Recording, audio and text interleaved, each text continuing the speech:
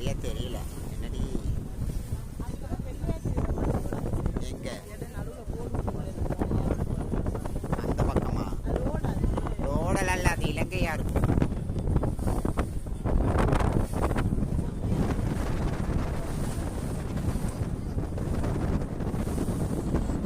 பாருங்க மக்களே, ராமேஸ்வரத்துல கடல்ல போறோம் நாங்க கப்பல்ல.